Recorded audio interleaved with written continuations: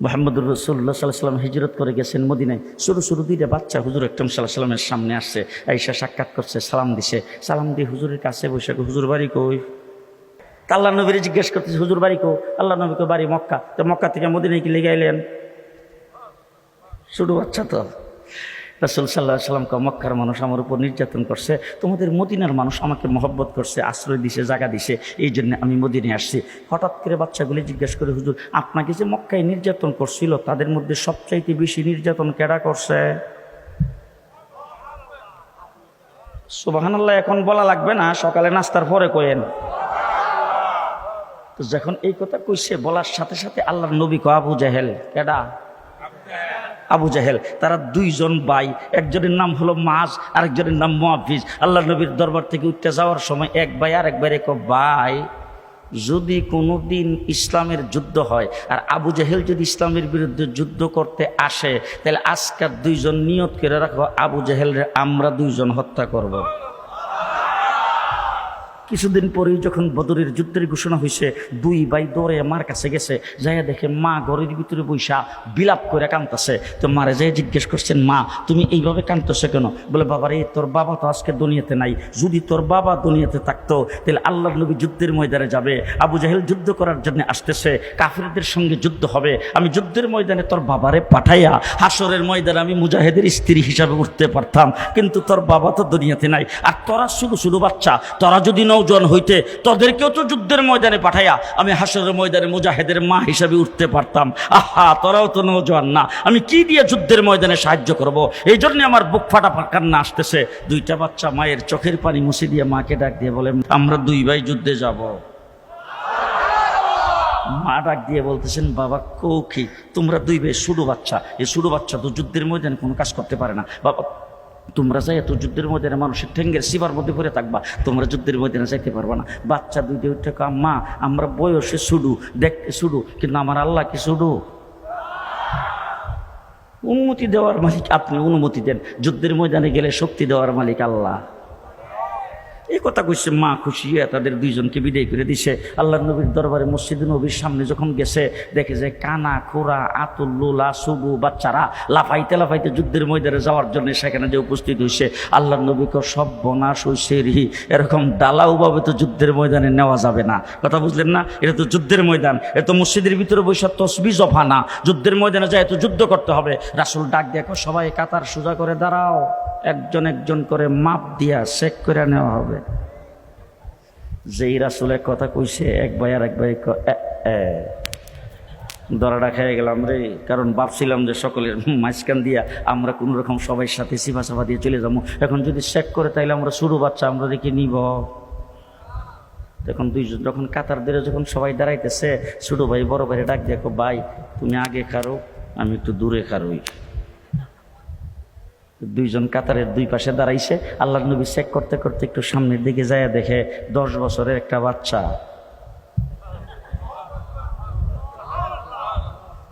আল্লাহু আকবার, আস্তে করে না।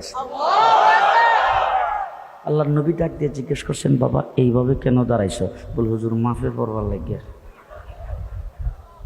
তো বাবা শুনছি তোমার বাবা নাকি দুনিয়াতে নাই? বলে জি হুজুর। তাহলে তোমার বাবা দুনিয়াতে না থাকলে বৃদ্ধা মা ঘরে আছে? বলে জি। তুমি যাও যায় তো মার খেদমত করো, যাহাদের সব পাইবা। বাচ্চারা চোখের পানি ছেড়ে দেখো হুজুর মা এই হালাত কাঁদতে ছিল, মার কাছ থেকে আমরা বিদায় নিয়ে আসছি, মা আমাকে বিদায় দিছেন। আল্লাহ নবী ডাক দেখো তোমার মা তোমাকে যুদ্ধে যাওয়ার জন্য বিদায় দিছে? বলে হ্যাঁ। বলে ঠিক আছে তুমি যাও। বয়স কত? 10। যখন 10 বছরের বাচ্চারা যখন গ্র্যান্ডেড হয়ে গেল, এবার আল্লাহ নবীর সামনের দিকে চেক করতে করতে যায় দেখে 8 বছরের ছোট বাচ্চা হিডো কাতারে খাড়া। আল্লাহ নবী ডাক দেখো বাবা তুমি অত্যন্ত ছোট, তুমি কাতার থেকে সরে যাও, তোমাকে যুদ্ধের ময়দানে নেওয়া যাবে না। ছোট বাচ্চারা ডাক দেখো হুজুর একটু আগে আমার বড় ভাইরে অনুমতি দিছেন, দুই ভাই একসাথে মার কাছ থেকে বিদায় নিয়ে আসছি, হুজুর আমিও যুদ্ধের ময়দানে যাব। আল্লাহ নবী ডাক দেখো দেখো তোমার বড় ভাই তোমার চাইতে 2 বছরের বয়স বেশি, আবার দেখতে শুনতে একটু হৃষ্টপুষ্ট দেখা যায়, গায়ে একটু শক্তিও বেশি, তাকে যুদ্ধের ময়দানে কোনো রকম নেওয়া যায়, কিন্তু তুমি তো অত্যন্ত ছোট, তুমি তোমার বড় ভাইয়ের থেকে 2 বছরের ছোট, সুতরাং তোমাকে দেখতেও ছোট দেখা যায়, তোমাকে যুদ্ধের ময়দানে নেওয়া যাবে না। বাচ্চারা ডাক দেখো হুজুর বড় ভাই 2 বছরের বয়স বেশি আর দেখতে শুনতে একটু স্বাস্থ্যবান, এই জন্য যদি ভাই অনুমতি পায় থাকে তো হুজুর একটু মেহরবানি করে আমার একটা প্রস্তাব রাখবেন কিনা। বলে কি প্রস্তাব? বলে বড় ভাইয়ের সাথে আমাকে একটু কুস্তি লড়ান, যদি কুস্তি লইরা বড় ভাইরা হারাইতে পারি আপনি নিবেন কিনা কম। মুহাম্মদুর রাসূলুল্লাহ সাল্লাল্লাহু আলাইহি সাল্লাম বলতেছেন, তুমি তোমার বড় ভাইকে কুস্তি লইরা হারাইতে পারবে? হুজুর যদি পারি, যদি পারি। আল্লাহ নবী কো ঠিক আছে আস। দুইজনকে একসাথে নিয়ে খাড়া করছে। এবার ছোট ভাই বড় ভাইয়ের চোখে চোখে তাকাইয়া ডাক দিয়ে বলছেন, ভাই আসলে তো তোমার গায়ে শক্তি বেশি, তুমি আমার 2 বছরের বড়, তো তুমি যদি শক্ত করে আমার ধরো তাইলে কি আমি পারো? তুমি আমাকে নরম হাতে ধরবা, আর আমি যখন ধাক্কা দিব তুমি নিজে ইচ্ছা করে নিচে পড়ে যাও।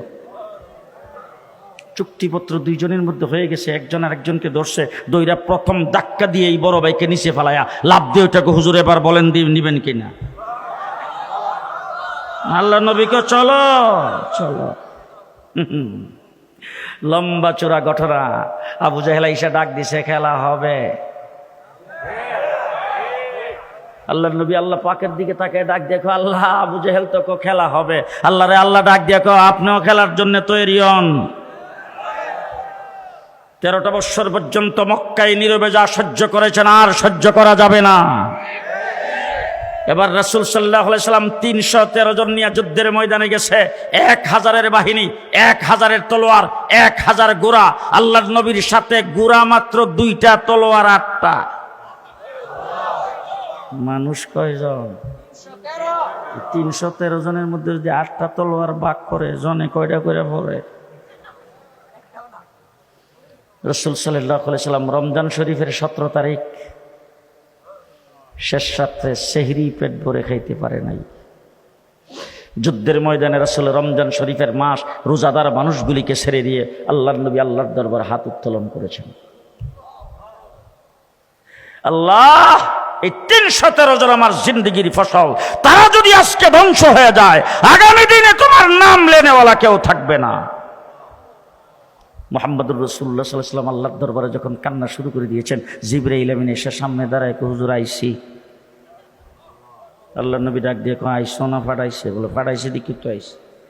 বলে কি দিয়া পাঠাইছে? বলে আল্লাহ পাক আজকে কোনো উহি দেয় নাই, কোনো প্রকার আয়াত নাজিল করে নাই, কোরআন শরীফের কোনো আয়াত দিয়ে পাঠায় নাই। আল্লাহ সর্বপ্রথম আমারে ডাক দিয়ে কইছে, যুদ্ধের পোশাক পর। জিবরাইল আমিন আল্লাহকে ডাক দিয়ে বলেছেন, আল্লাহ যুদ্ধের পোশাক পরা মানুষের কাজ, ফেরেশতাদের কাম না। ফেরেশতাদেরকে তুমি যুদ্ধ করার জন্য বানাও নাই, মানুষকে যুদ্ধ করার জন্য বানাইছো। আল্লাহ ডাক দিয়ে বলেন, তোর কাম না যুদ্ধ করা, কিন্তু আজকে করা লাগবে।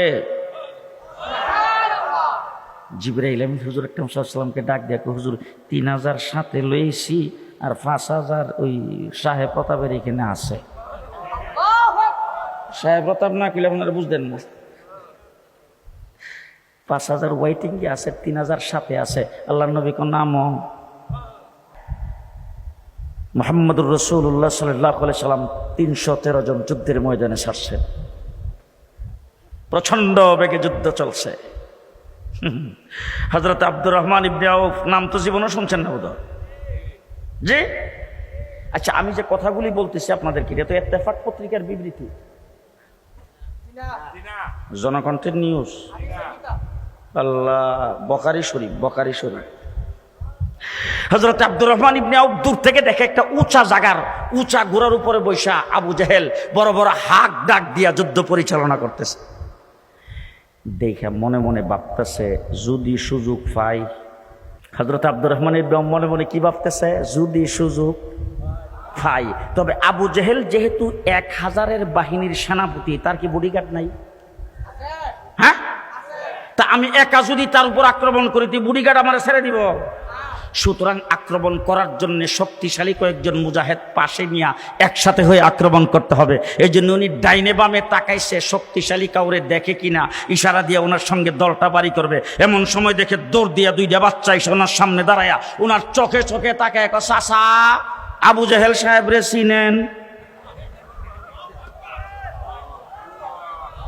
হযরতে আব্দুর রহমান ইবনে আউফ ডাক দিয়ে বাবা আবু জেহেল দিয়ে তোমরা কি করবে? বলে চাচা যদি চিনেন তাইলে আমাদেরকে একটু দেখাই দিয়েন, আমরা বাড়ির থেকে 2টা নিয়ত করে আইছি। কয়টা নিয়ত? 2টা। 1 নম্বর নিয়ত হইল আজকে আমরা 2 ভাই আবু জেহেলকে জাহান্নামে পৌঁছাবো, 1 নম্বর। আর যদি এইটা আল্লাহ পাক আমাদের দ্বারা কবুল না করে, 2 নম্বর নিয়ত করে আসছি আমরা 2 ভাই আজকে জান্নাতে প্রবেশ করব। বাস, হয়তো আবু জেহেল জাহান্নামে যাবে, নাইলে আমরা 2 জন জান্নাতে। 2টা নিয়ত করে আসছি। হযরত আব্দুর রহমান ইবনে আউফ, বুখারী শরীফে আসছে, আব্দুর রহমান ইবনে আউফ আঙ্গুলের ইশারায় দেখাইছে, ও যে দেখা যায় এইটাই আবু জেহেল। দেখাইতে দেরি হয়েছে, বাস পাখির মতো 2টা বাচ্চা আবু জেহেলের উপরে ঝাঁপায়ে পড়তে দেরি হয়নি।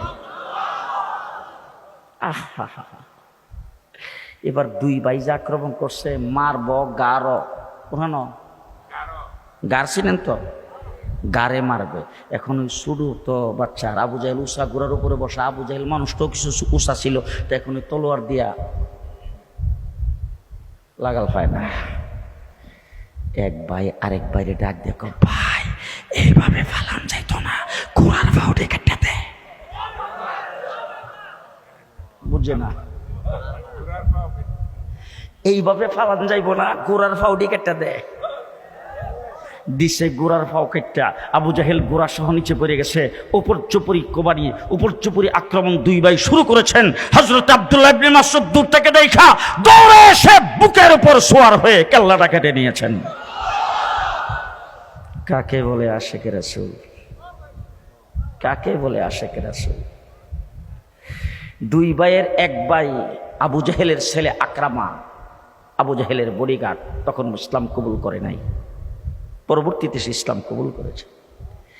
আকরামা এসে পেছন দিক থেকে আক্রমণ করেছেন। 1 ভাইয়ের হাতটা পুরাটা কেটে গেছে, সামান্য একটু চামড়া লেগে আছে। আবু জাহেলকে হত্যা করার পরে যখন সামনের দিকে যুদ্ধ করার জন্য দূর দিয়েছে, তখন দেখে হাতটা নিচের দিকে লড়লড় করে। এটার জন্য দূর দিয়ে যুদ্ধের ময়দানে অসুবিধা হয়, এর জন্য নিজের হাতটাকে নিজের পায়ের নিচে রেখে টান দিয়ে ছিঁড়ে ফেলে যুদ্ধের ময়দানে রওনা হয়। নারে তাকবীর, নারে তাকবীর। তার নাম বাদারের হাতিয়ার, গর্জে উঠুক আরেকবার, নারে তাকবীর। তার নাম আশিক রাসূল। জি, মনে থাকবে তো? মনে থাকবে তো? মনে থাকবে তো?